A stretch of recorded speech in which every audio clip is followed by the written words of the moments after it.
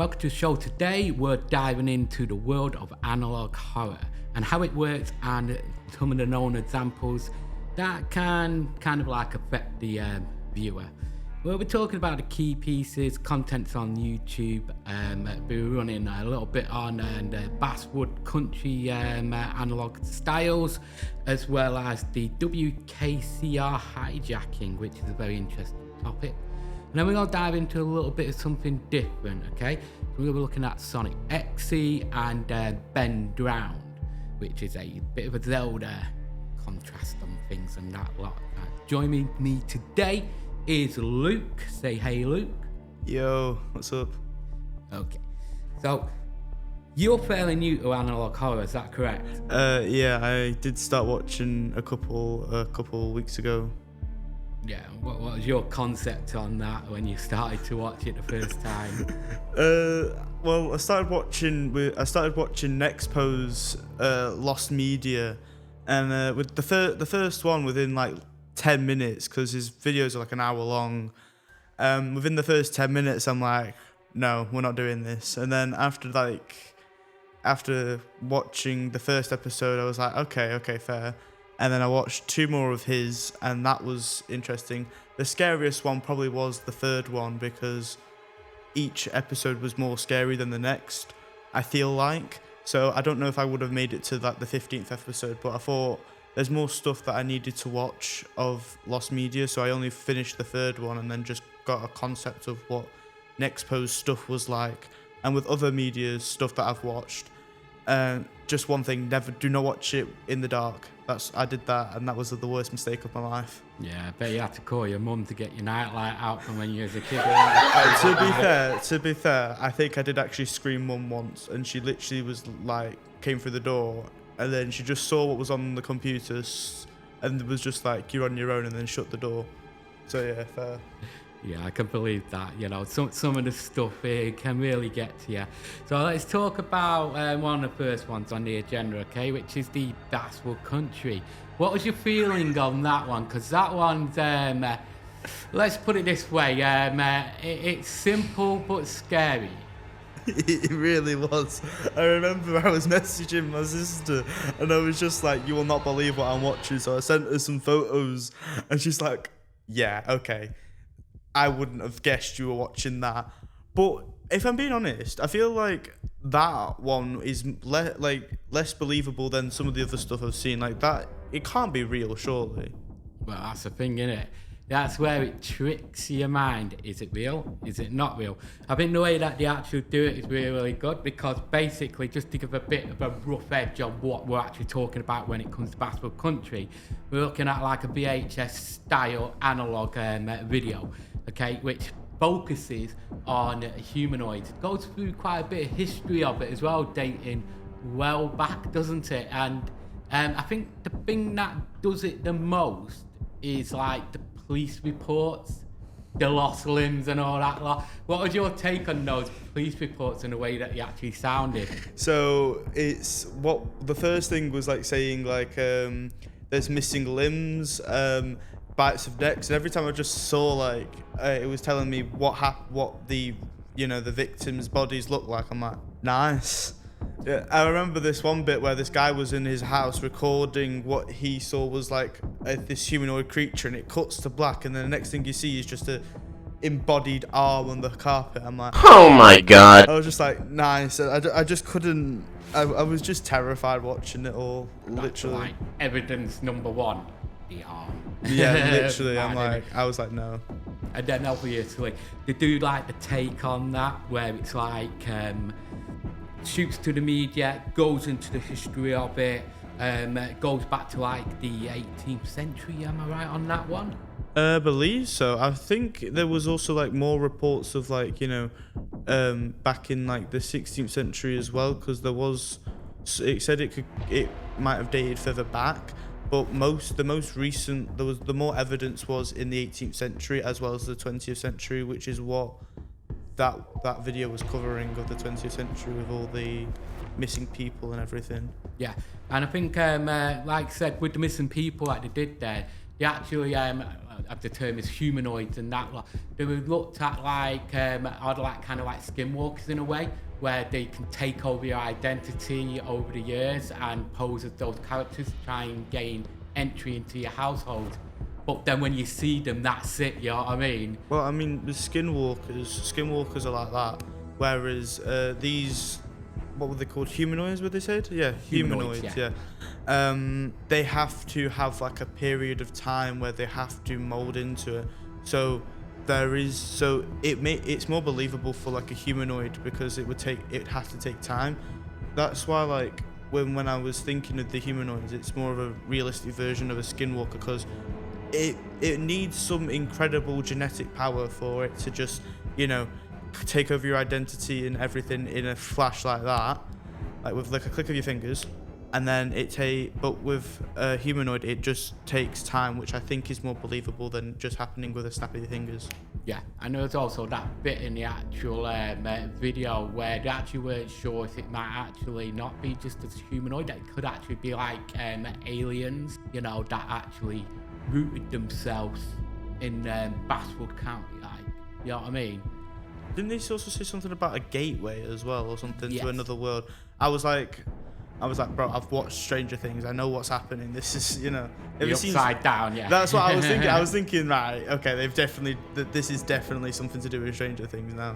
And do you think that basically they've probably taken the concept of this when they made this actual video, like from things like Blair Witch Project, for instance, and like, you know, they tried to do like the Paranormal Activity as well, didn't they, in it, a bit like the filming type scenario? Well, if it's fake, then they obviously used inspiration from different stuff. I've never seen Blair Witch Project personally. I know I probably should have watched it, but I've been told it's too scary. I've not really watched stuff like, you know, have you seen like Jason, like Friday Night 13th and everything? I've never seen any of them. Yeah. So I can't personally say yes, they've used inspiration from the Blair Witch Project if it's fake, but if it is fake, they obviously must have used inspiration for something, because I used to make like miniature films or something, and I used some inspiration from different films. So in one of them, I was getting hit in the head with a baseball bat, not real obviously, but that was used in Mission Impossible when he wasn't looking the right way. So if they have used it fake, if it is fake, then they've obviously got inspiration from something else. Yeah. So this brings us up to the next topic, which is completely different kind of like context of analog horror, and that's the WKCR hijacking, which you heard the actual radio interference on that, where it starts up like a bit of a jazzy tone, and then, you know, violins come in, and then boom, it then comes up with all the scary stuff. Oh, right, like where it's like pits of hell, yeah. I'm very familiar with that thing because that was ingrained into my head ever since. You can't forget it when you hear it. No, you can't. It's got that haunting kind of sound to it, you know. What's your take on it? Do you think that it was a hijacking, or do you actually think it was real? Like I said, it's very hard to like say yes and no to stuff when you really don't know the whole picture. So because I don't know the whole picture, I don't know. But I personally think because it is my opinion, isn't it? Yes. I personally think that yes, it was a hijacking. I don't think it was something Satanist. I don't think it was some sort of pits of hell. I think it was a hijacking to scare people. But my one question is, why did he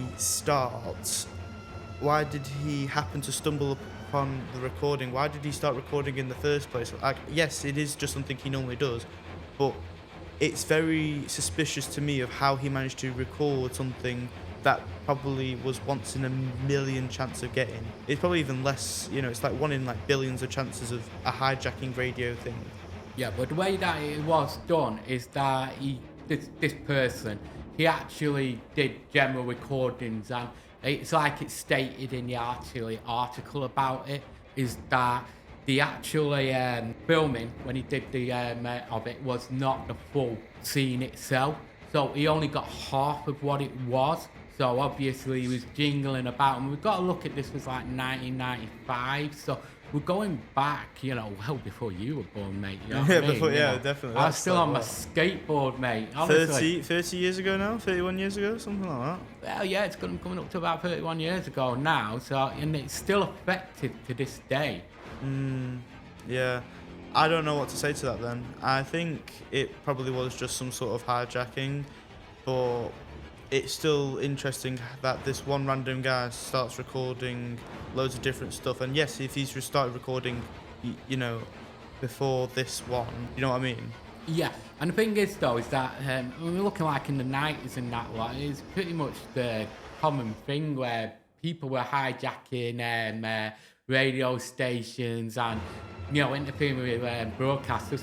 One subject that you're passionate about is one of the Doctor Who episodes going yay back, and you actually did do a hijacking there as well, which wasn't as sinister. It was definitely some take on a joke on the first AI that was actually made, and I think we're going back to the 70s when this AI was made. So we're going John Pertwee era then, yeah.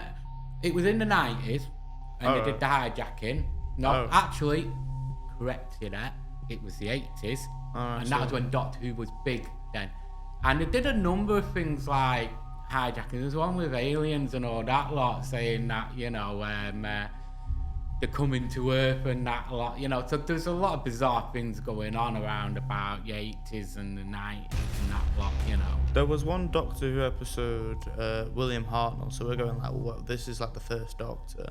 There was one where the audio was off, the inscriptions were off and everything, and me and my grandma were just watching it and we were terrified because it was just like the audio wasn't good anyway, but on that one episode it was just weird, and it was a new like version of the Doctor we haven't seen. So like he was normally with his companions, but he was just on his own walking down this just like dead end street with with the visuals going all wavy and the music going all wavy, and I'm like, this isn't Doctor Who, this is hell. This thing though, this thing with when it comes to anything formed like analog, it's just got that little spooky factor to it that it's more bizarre. And I think too, like if you compare it to like today's technology and that lot, it's got that eerie feeling to it, don't you think? Definitely. So, you know what? Seems that we're in the 80s and the 90s zone, let's talk about this one. You'll love this one, right? Go on. Sonic X-Y.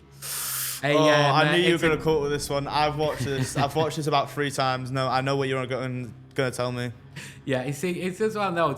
It's a Sega game, childhood memory and that lot, just completely bizarrely messed up, isn't it?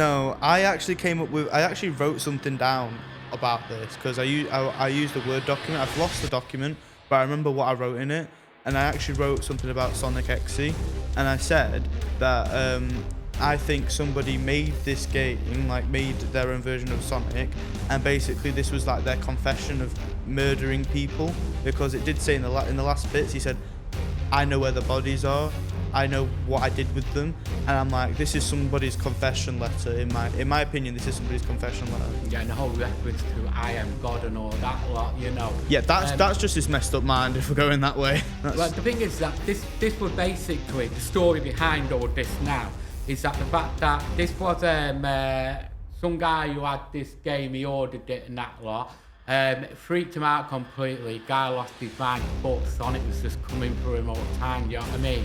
He posted it to his friend saying, don't play this whatsoever, destroy it, it's too late for me now, you have chance before it gets you. So as a good mate, he just plays it anyway, doesn't he? Yeah. If someone tells you not to do it, you're gonna do it as well, right? Maybe if it wasn't somebody you knew and you wouldn't do it, but because it's your mate, he's gonna play it, obviously. Yeah, and you know what? It's just really, when I watch it and that lot, it's the whole. It's not just the graphics and that lot in here.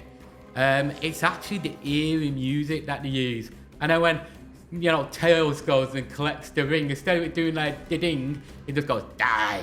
You know what I mean? I literally, and then it goes, and then it has minus rings, and I'm like, Bro, this isn't real. Yeah, it's like run, Tails, run, isn't it? I was like, when he tries to run away and it makes him go backwards, I'm like, no, keep going, Go forward, not backwards. Because you can see him going backwards and he's trying to walk forwards and it looks like he's doing a moonwalk. Yeah, it's really it's a very, very clever little thing that they did there. Definitely fake though, isn't it? I don't know. I feel like I said, I feel like it's somebody's confessional letter, but now that you've told me that, I'm like, maybe not. Yeah, but that's a very interesting concept, though. You know what I mean? And have you actually heard of the Ben Drowning's case? I'm sure you will have watched that one on Nextpost. Yeah, actually, it was literally the first thing that came up. I searched up Ben Drowned, and then the first thing that came up was literally Ben Drowns. Now, I generally think that one's fake because at the start of it, he did say no, not at the start. He said at the end he wants to say thank you to all the people that helped him with the video, and it shows him, interacting with the people that looked odd, and it just looks like, and they look like just random people. So I feel like that bit is fake. But maybe the analog horror around that Ben Drowns particular thing is a real case. But everything that he made past that isn't real. Well, the way you got to look at it is the next post is actually, it's a remake of it, okay? So that's just a reinterpretation. But the stories that are out there on it, basically, it's a N64 game cartridge picked up on, I think it was Craigslist, which one? Oh, as all good things come from. Oh, and things nightmares are made of, eh? But yeah, he picks up this game, he plays it, the game kind of pretty much takes his soul, pretty much. And when you look at the outtakes of it, I think the bit that really just stands out the most on that is when he says that he's leaving, and he says something about a flatmate, but he said he lived on his own. But then if you look at it, because obviously they used a bot in that, as you know, to talk to this entity as such, and then that entity that he's been talking to, it's kind of messed with his head big time, to the point where it drove me insane. But there's references on that to where Ben Drowns kind of collects people, drives into this insanity so that they end up coming into the next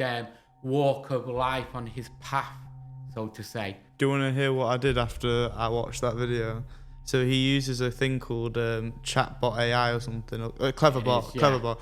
And I kid you not, I went on that website and I said, "Are you the guy from Ben Drown?" And literally the next thing I got was ... And I'm like, okay, close the website down, we're not doing this tonight. Are you crazy, man? You don't mess with urban legends. No, because I was just really tired, and I didn't do anything that day apart from just watch YouTube. So I just thought, right, we'll put Ben Drown on because it's 9 o'clock now, so it'll be 10 o'clock when I finish. So it got to 10 o'clock and I'm like, right, I'm still not feeling tired. Let's just go and mess with Earth entities. And then the next thing I know, I put on Cleverbot AI, ask it, "Are you Ben Drowns? ... Close down the app, go to sleep, never spoke about it again. Yeah. So basically, we pretty much covered the basics of analog horrors, and we've got quite a few different, things, from this. But you got to look at it that it's kind of a growing trend now. If you look at things like Local 58, which I don't think you've looked at, but then you got Mandela catalogs, which I think you're starting to dive into. But like I said, you need to get that nightlight out for that one. You know what I mean? Yeah. And then you got your back rooms as well, which is another one. No, I know the back rooms. If you want to ask me something about it, I actually do know a bit about the back rooms. Yeah, do you know what? If we had more time, we definitely would be into the. The first one sounds better than the second one. Yeah. I'll tell you right now, honestly. But yeah, you got Liminal Land, which is a good one as well, and then you got the Walton Files. These are all really, really good ones. Guys at home, I tell you right now, look them ones up. Your Local 58. Your Mandela catalogs, it's really good stuff, honestly.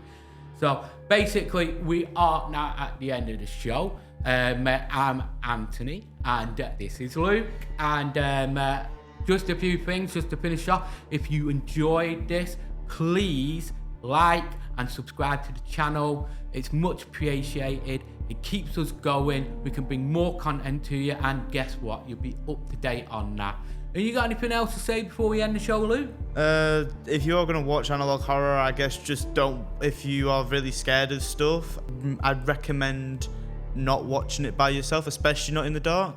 And if you want to start anywhere, I feel like you should start with Nextpo's stuff first, because he does explain it quite well, and there is a lot of information on there. So I feel like if you want to start somewhere, start with Nextpo stuff, because he's got quite a lot already over the past 3 years. Yeah, and he's also got other things as well. It's not just analog horrors and stuff like. He's got like lost media and stuff like, we said, and just some really interesting things on there as well. Things that you don't really see. But anyway, thank you all of you for listening to this show, and hopefully we'll catch you on the next one. Thank you very much. Goodbye.